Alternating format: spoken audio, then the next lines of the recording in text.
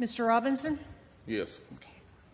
I didn't have time to You have to give us your name. Oh, I'm sorry. My name is Mark Robinson. I live at 4015 Sassafras Court.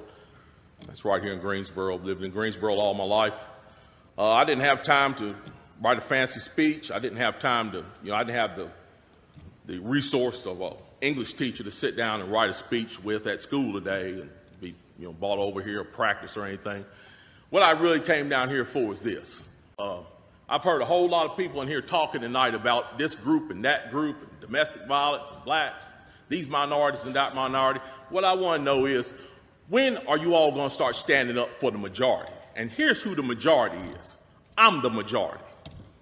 I'm a law-abiding citizen who's never shot anybody, never committed a serious crime, never committed a felony. I've never done anything like that. But it seems like every time we have one of these shootings, nobody wants to put the blame where it goes, which is at the shooter's feet. You want to put it at my feet. You want to turn around and restrict my right, constitutional right that's spelled out in black and white. You want to restrict my right to buy a firearm and protect myself from some of the very people you're talking about in here tonight. It's ridiculous. I don't think Rod Serling could come up with a better script.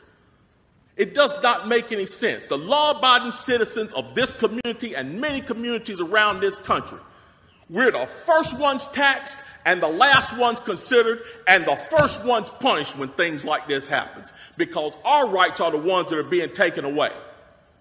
That's the reason why I came down here today. Gun show or no gun show, NRA or no NRA. I'm here to stand up for the law-abiding citizens of this community, because I'm going to tell you that what's going to happen. You can take the guns away from us all you want to. You all write a law, I follow the law, I'll bring my guns down here, I'll turn them in. But here's what's going to happen. The Crips and the Bloods on the other side of town, they're not going to turn their guns in. They're going to hold on to them. And what's going to happen when you have to send the police down there to go take them?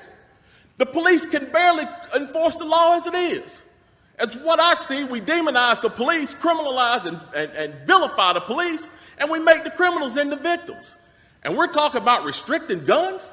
How are you going to do that? How are you going to do that when the police department's already hamstrung? You're not going to be able to go down here and take these guns from these criminals. So the criminals are going to hold on to their guns. They're still going to have them.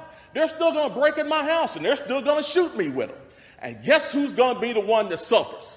It's going to be me. Well, I'm here to tell you tonight, it is not going to happen without a fight. And when I say fight, I don't mean shots fired. I don't mean fist thrown. I mean I'm going to come down here to this city council and raise hell just like these loonies from the left do until you listen to the majority of the people in this city. And I am the majority.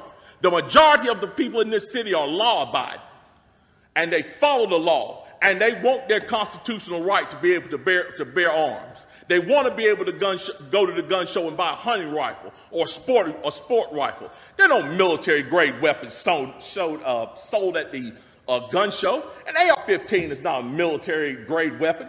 Anybody that would go into combat with an AR-15 is a fool. It's a semi-automatic .22 rifle. You'd be killed in 15 minutes in combat with that thing. So we need to dispel all these myths, and we need to drop all this division that we got going on here. Because the bottom line is, when that Second Amendment was written, whether the framers liked it or not, they wrote it for everybody. And I am everybody. And the law-abiding citizens of this city are everybody. And we want our rights, and we want to keep our rights. And by God, we're going to keep them, come hell or high water.